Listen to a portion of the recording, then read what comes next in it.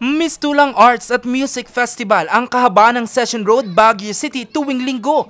Pinahihintulutan kasi ng pamaalang lungsod ang busking sa Sunday pedestrianization ng Session Road. Dagdag atraksyon at aliw sa mga residente at mga turista ang busking ng ilang musikero at mga nagko-cosplay.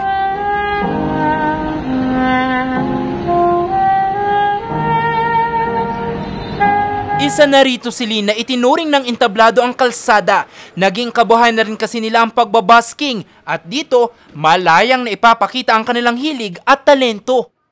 Mga 2 weeks pa lang po.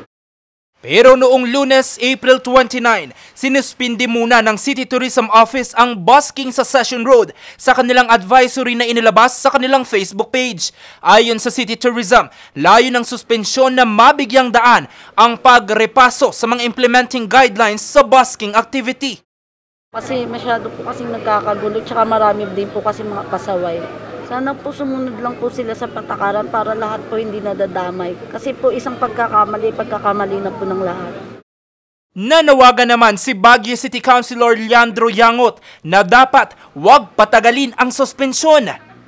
I hope that it will be sooner or later na mag-open ulit ang busking.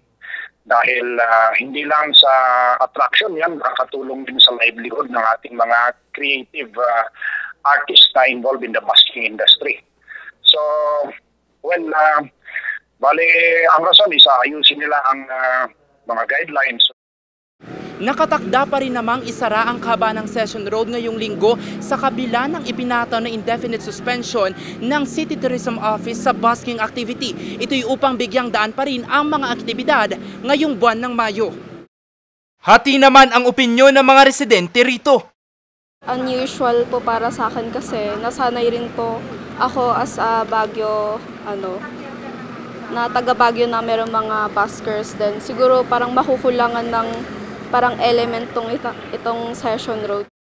It's important that they also reflect on past events, especially on Session Road, because every Sunday we have busking sessions.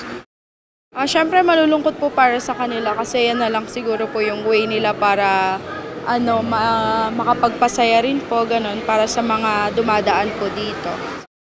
Papayagan pa rin naman ang chalk art sa kalsada at pagdi-display ng ilang MSME sa kanilang booth. Wala pang pahayag ang City Tourism Office kung kailan ibabalik ang busking sa Session Road. Jose Robert Invitor para sa Luzon Headlines.